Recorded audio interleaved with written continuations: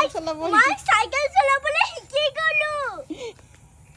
আৰু চাইকেল চলাই কেনেকুৱা লাগিছে স্পন্দন ভাল লাগিছে গাইস মই পৰখি পা ষ্টাৰ্ট কৰিছিলো আৰু আজি মই পাৰি গলো